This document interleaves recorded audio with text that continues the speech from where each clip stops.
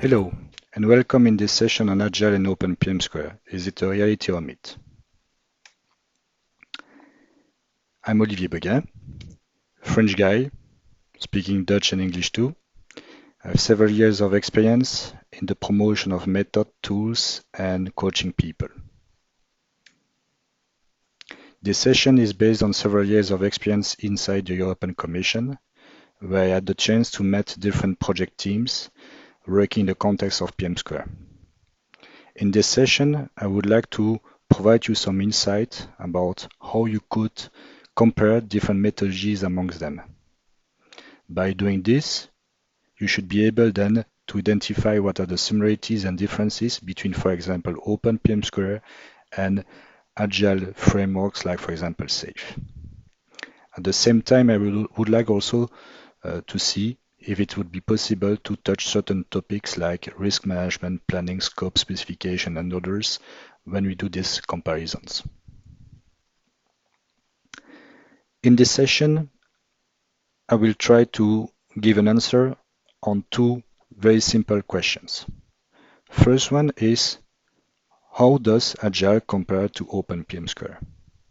Then the second question would be, okay, how can we be and do Agile inside Open PM Square?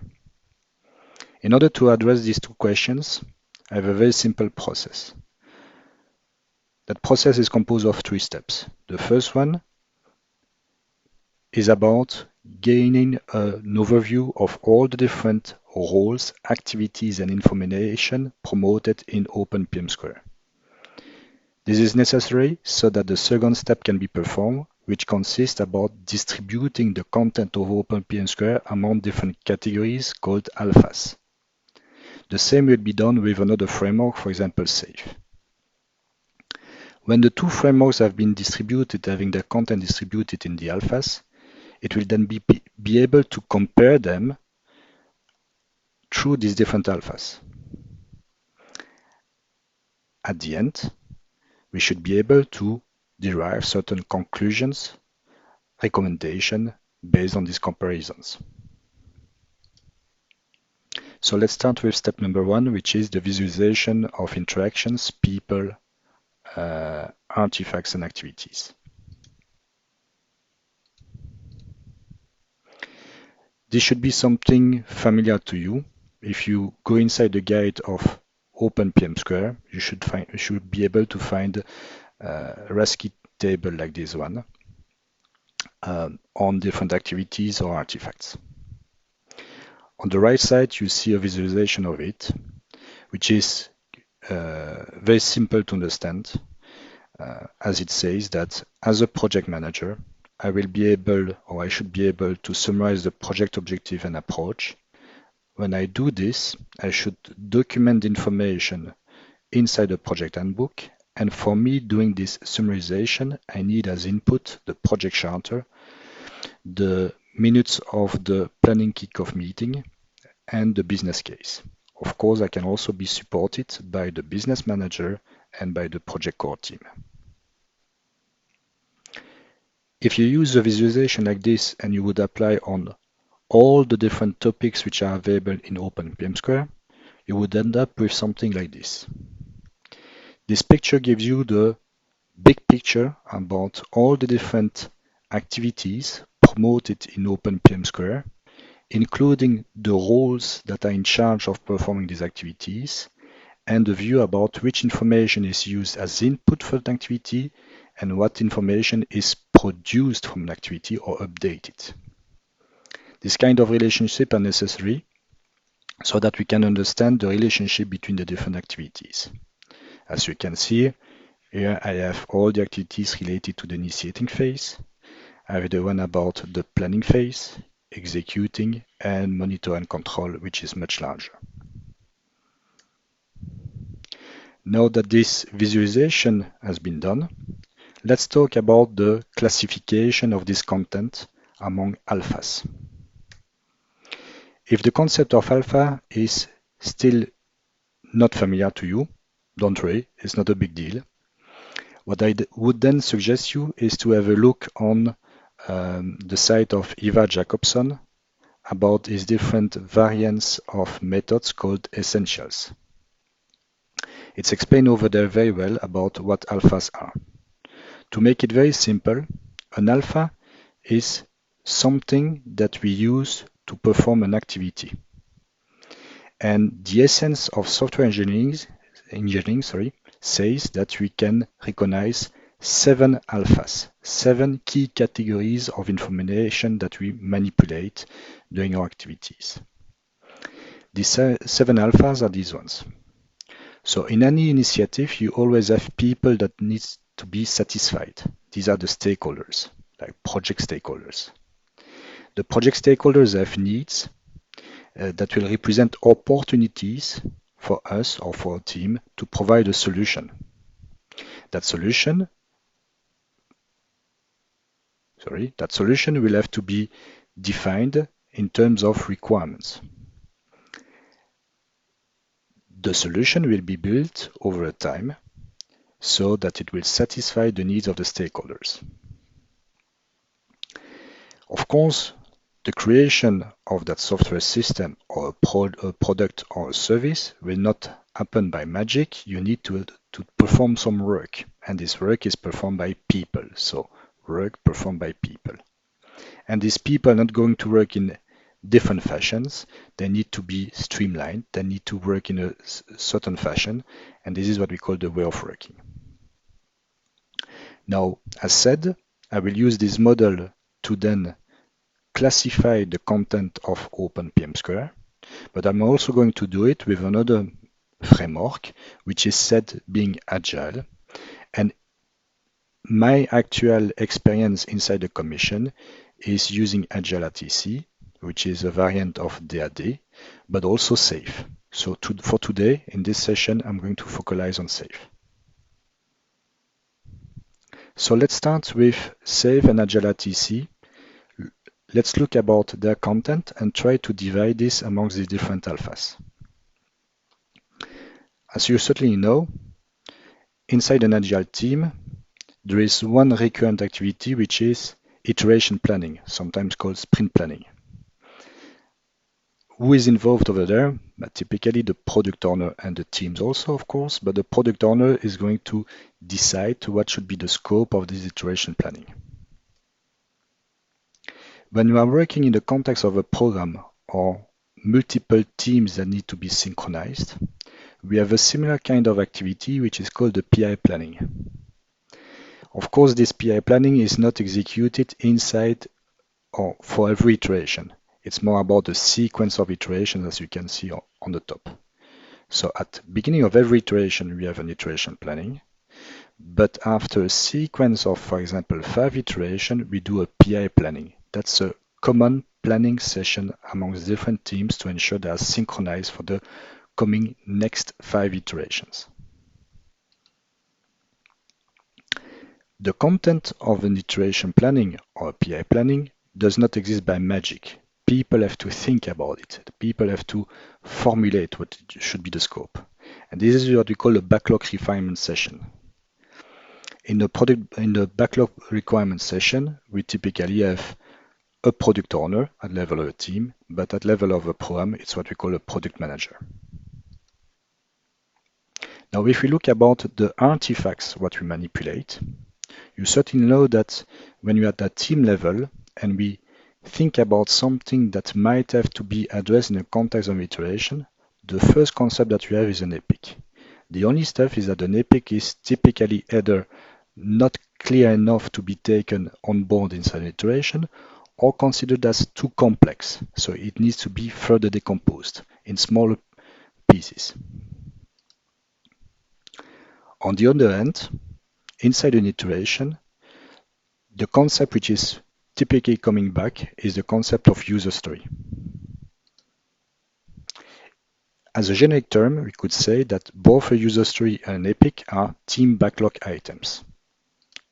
And as such, they are part of a team backlog.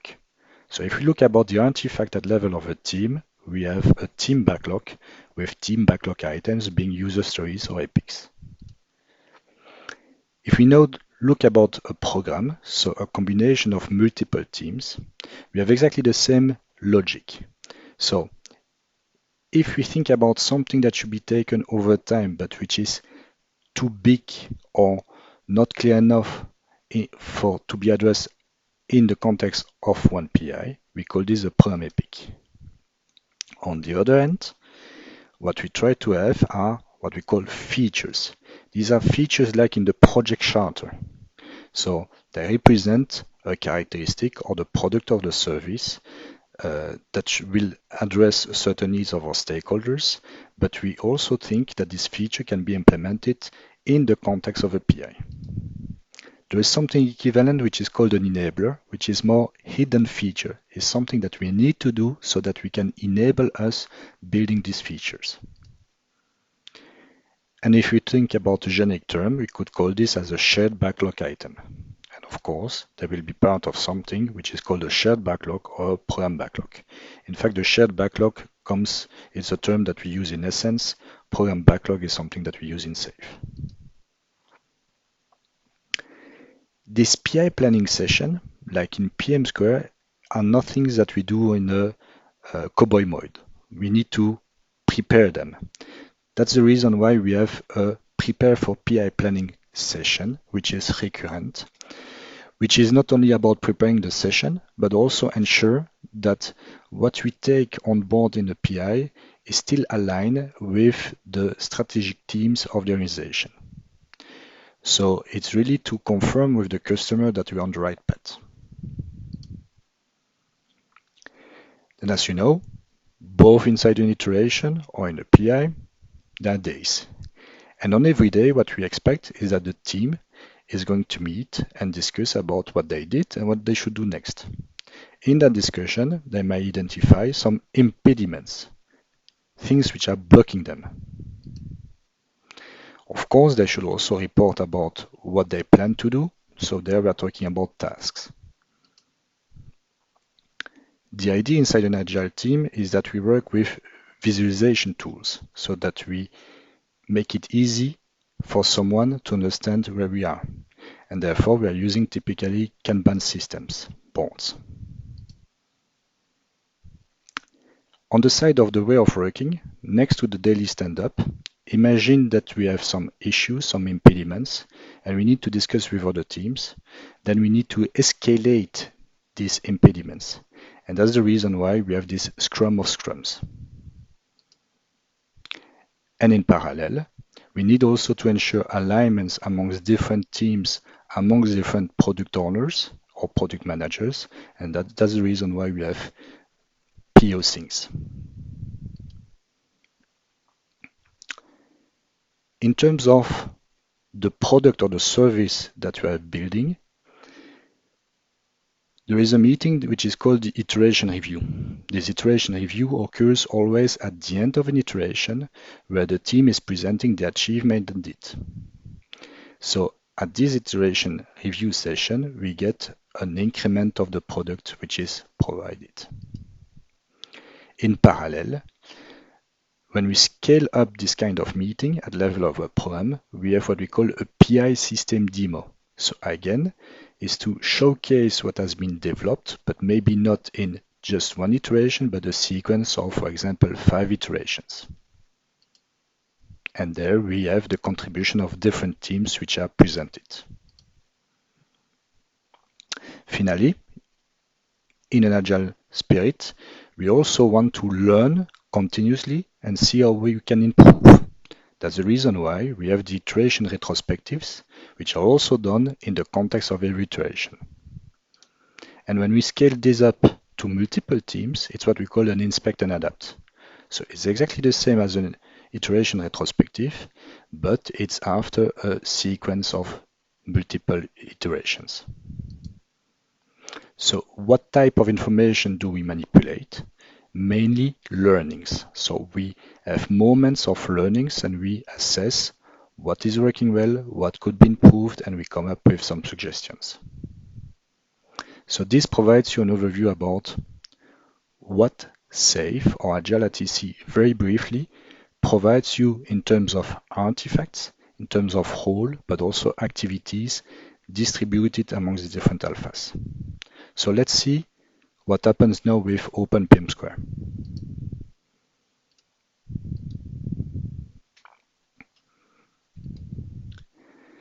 With OpenPM Square, it's organized around phases. So let's go inside every phase and let's see which kind of artifacts we have, the activities and the roles. So the first phase, initiating. In the initiating phase, we start with that project initiation request, where we have to formulate this peer. And this is typically the project initiator which is doing it.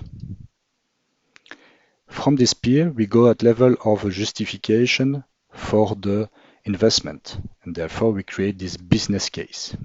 This will be mainly under the lead of the business manager. And then, of course, the last step will be the project charter that needs to be elaborated by the project manager.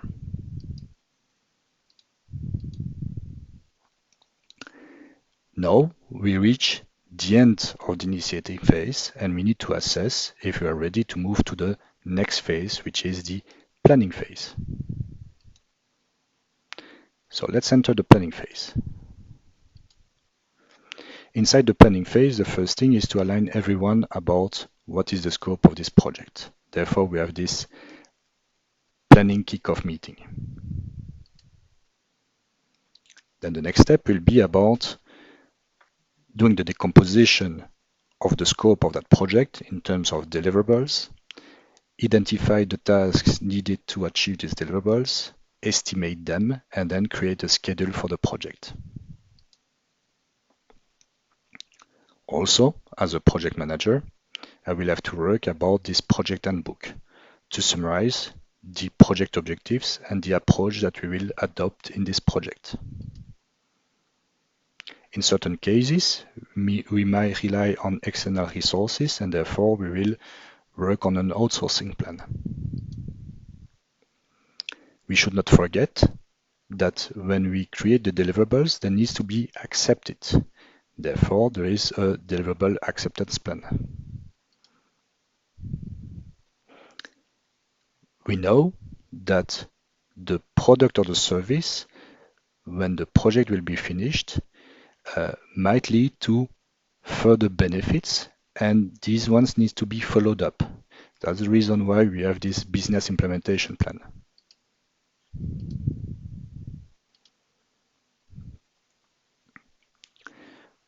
We can go further about assessing the planning artifacts. And then, if it's okay, we can enter the monitor and control phase. In the monitor and control, the first element will be about the management of the stakeholders. Why? Because this information is very critical so that we can work on the requirements. So the requirement solicitation, but also the validation that the specifications or requirements are valid. There is also the validation of the implementation of these requirements, so more on the software system or the product or the service. During the execution of the project, we certainly will have requests for changing the scope, and in OpenPM Square we have this change request management aspect. We can go further about the risk management, outsourcing plan, so all these project management plans. Then we reach the level where we think that we can go for the next phase. In certain cases, we are also working with outsourcing, so we need to manage the contracts, the purchase orders, and the timesheets. In case of deviations, we might have to update the work plans. And of course, also communicate to the different stakeholders about these deviations.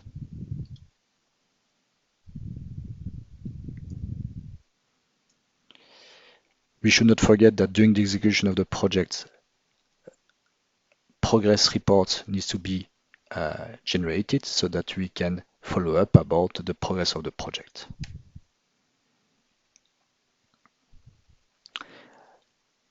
not to forget the management of the quality of the project, the quality assurance and quality control, and still manage the acceptance of the different deliverables. And we can go on. The fact that the product or the service needs to get in the end of a consumer, this is the notion of the transition. So the transition plan and transition checklist will help us for doing this. And if we need to follow up the benefits realization after the project, we have also this business implementation plan and the checklist. Let's now reach the executing phase. So the executing phase, like the planning phase, will start with a kickoff meeting. Inside the executing phase, we need to follow up the execution of the work and sometimes outsourced. So there will be signed timesheets, sign off of work assignment. We still have to do quality assurance activities during the executing phase. We will have to measure the performance of the project. We will also have to validate the delivery and acceptation of the project outputs. And then finally, we reach the closing phase. In the closing phase is mainly about gathering learned lessons and post-project recommendation that certainly will have to be stored inside the knowledge base. We need also to gather the final project approval.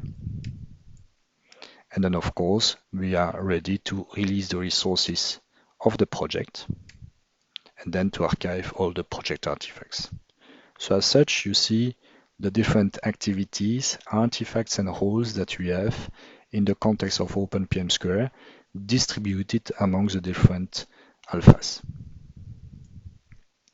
Now that this is done, we are ready now to do the comparisons between the alphas on one side for the Agile framework and the other side the OpenPM Square.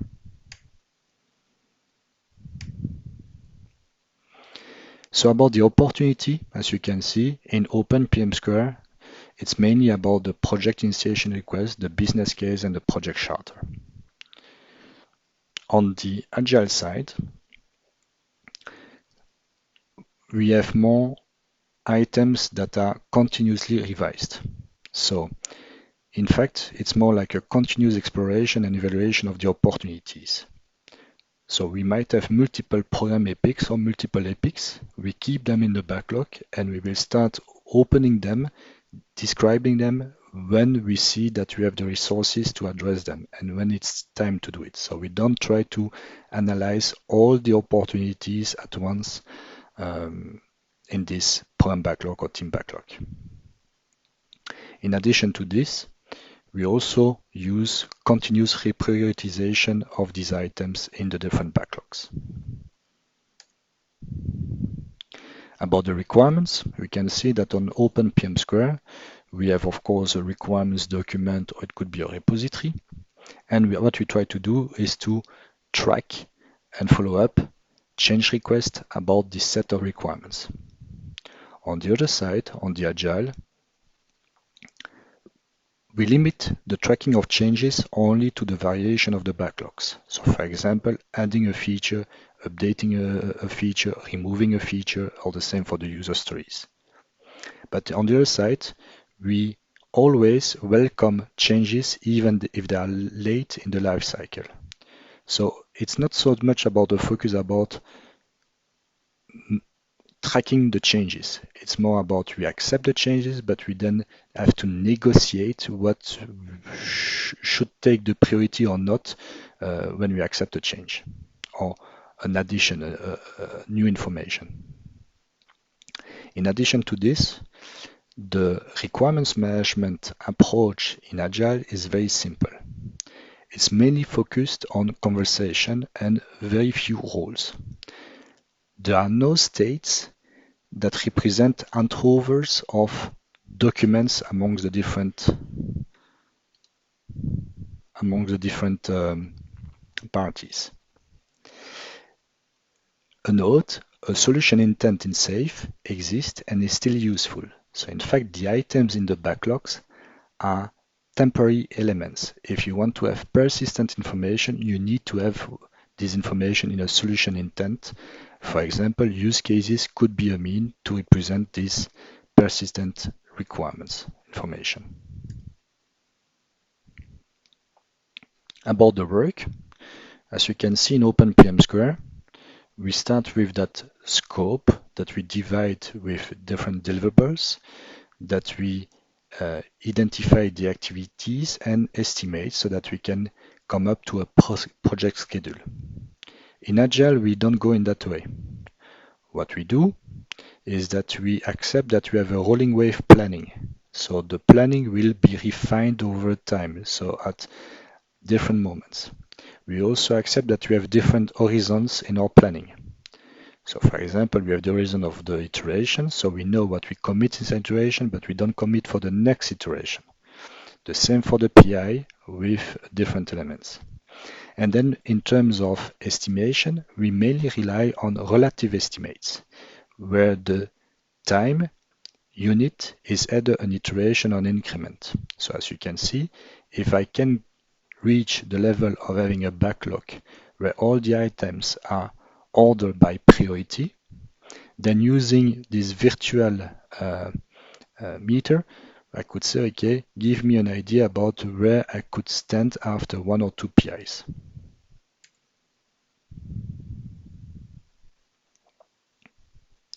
In terms of way of working, as you can see in OpenPM Square, we have a lot of recommendation and techniques. So we have all these activities related to the management of the logs, like the decision log, the change log, the issue log. We have management plans that explain us how to do this. But next to this, what we also promote in OpenPM Square is to stop and learn from the projects to gain some experiences that we can share to the other projects.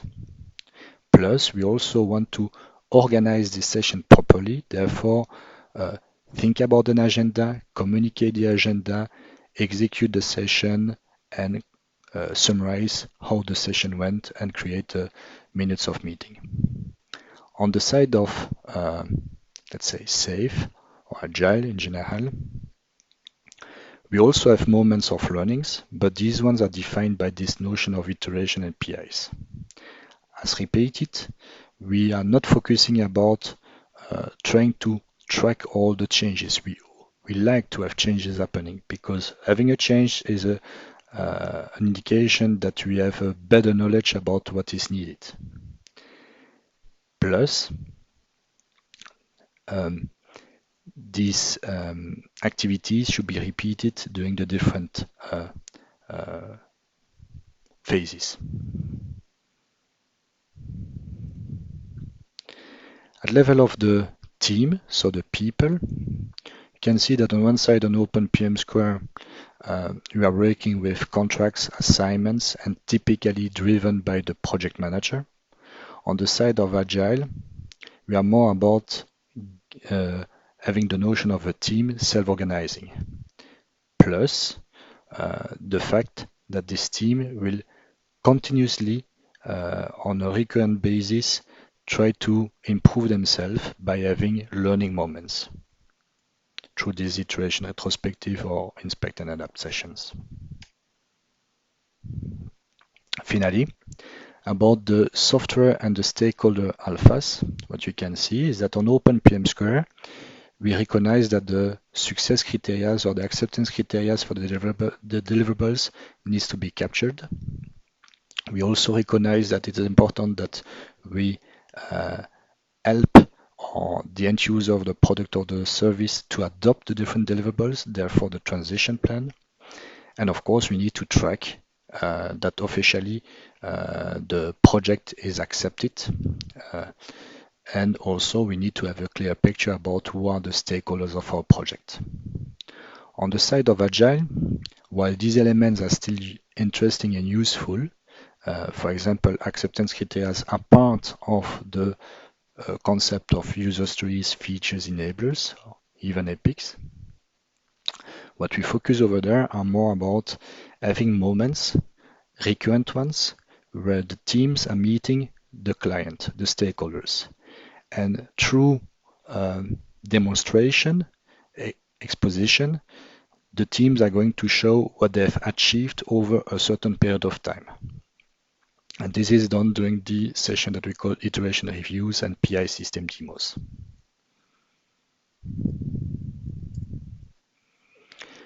We come up to the level of the conclusion. So I hope that you understand now how you could compare different methods using these different alphas. But here are some reflections about the notion of timing and the content. First thing about timing, when working with an agile framework in the context of OpenPM Square, is to accept that the time unit will be the iteration or sprint, and when working in a scaled context, the notion of a program increments, so more like a sequence of multiple iterations. We also accept that the scope becomes a variable, so we don't try to fix the scope. We leave the scope open. So the scope will be refined over time, and when we see that we are approaching the end of a time frame, we then have to find out which part of the scope should be really addressed. So it's about prioritization. A recommendation there is to decouple the milestones of the projects and deliverables from the learning milestones. So don't necessarily attach the delivery of a certain release of your product to an iteration review or a system demo. So the iteration review and system demo are recurrent moments useful for teams to learn something. So for example, learn about their velocity, always on a fixed period of time, so always the same. And that information will be useful for them, for example, about forecasting. Now, in terms of implementation of this iterative incremental approach in context of OpenPM Square, you have different scenarios. I personally ran through each of them. So in the very beginning, working with only one team, the iterative and incremental approach was limited to the execution phase. So when we do the initiating, when we do the planning, and then when we do the closing, these ones, we don't consider that iteration makes sense, because we believe that the nature of the activities are not appropriate. So what happens is that we limit the iteration and incremental approach only to the execution phase. The second implementation or variant about using iteration and increments in the context of OpenPM Square is to accept to apply this over all the different phases, knowing that monitor and control is something transversal. But for example, the creation of a project charter, the elaboration of the business case, the elaboration of the project work plan, all this can also be done in an iterative fashion. So it means that your time will be divided in multiple iterations, and you dedicate 1 or 2 iterations, for example, for the initiating, and then 1 or 2 for the planning, and then multiple for execution, and maybe some for the closing. The third scenario that you might encounter is like the second one, but you do it multiple times. This would be the case of a project where you would have different releases, different editions of your product or your services. So the game is do this iterative approach, for example, for all the phases that relate a specific release. And when you are reaching, for example, close to the end of the execution of that first release and maybe entering the closing for that first release, you start again some iterations. It's the same iteration, but focusing on the initiating and planning phase for the next release. So you have a sort of overlap of these phases, but then dedicated per release. And then the last scenario is the scenario I'm now meeting since close to 3 years using SAFe, is to say that in fact this initiating, planning, execution, and closing is not just about a release of the product, but more about an opportunity for an investment. So an opportunity for investment in SAFe, for example, is the notion of an epic. So imagine you have a program backlog with 10 different epics. That means that every epic could be addressed at a different time of the life cycle of your program. And then each time you start with an epic, in fact, you start a new launch of the initiating, planning, execution, and closing, plus the monitor and control. That would be the last scenario. Graphically, it's represented here. So instead of having the PM square phases over the different iteration, in fact, you simply have a sequence of iteration grouped inside program increments, and inside every program increment, you will do some activities related to initiating, planning, monitor control, executing or closing, depending the maturity of your opportunity. Voilà. I hope that this session was useful for you to get some insight about how you could compare the different methods, that you also saw some concrete scenarios of using Agile in the context of OpenPM Square. If you have any questions, don't hesitate. You will find my contact information, I imagine, on the website and in the presentation. Thanks a lot.